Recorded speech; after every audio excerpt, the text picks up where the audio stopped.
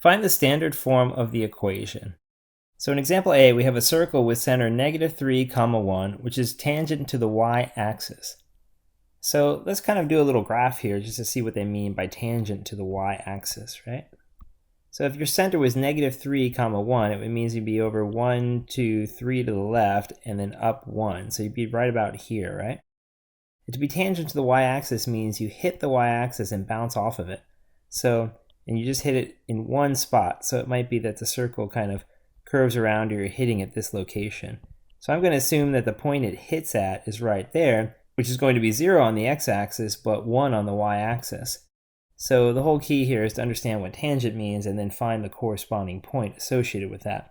So I'm going to say that all of this, tangent to the y-axis, is just code to say that we have a point on the circle of 0, 1.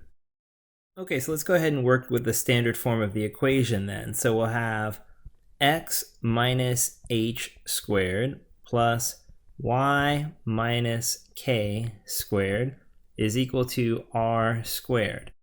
Well, the h part is basically x part of our center, so that's going to be -3, correct? So we're going to say -3. And then for the k part, we're going to put in the y part of our center, so that'll just be 1. And then we don't know r, but that's what we're going to use this point for here, this point 0, 1. So it'll end up being x, the negative will give you +3 squared plus y minus 1 squared is equal to r squared. Now we could actually infer r by looking at the fact that this point is tangent to the y-axis, but without doing that, let's go ahead and plug that point into the equation and actually use the arithmetic to show us the answer. So if I plug in the point as x equals 0 and y equals 1, I'll end up having 0 plus 3 squared plus 1 minus 1 squared is equal to r squared. So 0 plus 3 is just 3. If you square that, we're going to get 9. 1 minus 1 is 0. If you square that, we'll get 0, and that'll be equal to r squared. So basically we're saying what? 3 squared is equal to r squared. So in other words, that must lead us to believe that r is equal to 3. All right, and if that's the case, then we have the full equation. That means that our equation above that we were working on basically has a 3 in there for r.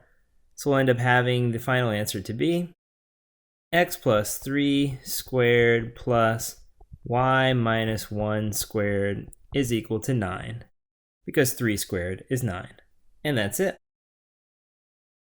Now let's take a look at example B. For example B, it says we're looking for the standard form of the equation of a circle with diameter that has endpoints 4, 3 and 0, 1. All right, to be able to answer that, basically we need to look at that as a situation where we simply can determine both the radius of the circle and the center by knowing these endpoints. Because if I were to, for example, look for the midpoint between these two endpoints of the diameter, that midpoint would have to be the center of the circle. So remember, the midpoint formula is basically just the average of the two x values. So that will be, in this case, 4 plus 0 over 2. And then essentially the average of the two y values. So that'll be 3 plus 1 over 2. And that means our midpoint, which is the same in this case as our center of the circle, is just 4 over 2 and 4 over 2. Now that, of course, is the same thing as saying that the center is equal to 2, 2.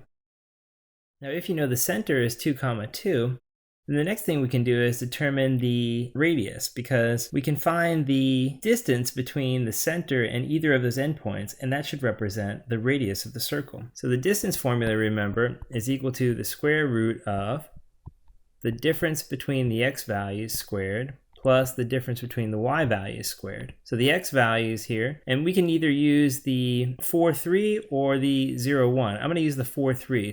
All right, so let's go ahead and do the difference between the x parts of our points. So we're going to let it be 4 minus 2, right? So that's subtracting the x part of this point and the x part of the center. And then we'll do the difference between the y parts. So it'll be 3 minus 2 there. And if you simplify that, that's going to end up giving you 4 minus 2, which is just 2 squared, plus 3 minus 2, which is just 1 squared.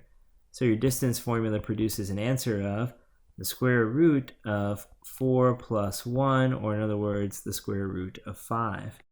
So that essentially is your radius. It's the same as your radius because we took the difference between the center and the edge of the circle, or in other words, the center and the end of the diameter. All right, so if that's your radius, then you can fill in your formula. So let's go ahead and fill in our formula. It'll be x minus the h part of the center, in this case that would be 2, right, squared, plus y minus the k part of the center, which is also 2, squared, is equal to r squared. Well, if you square the square root of 5, you simply get 5 because the square will undo the radical.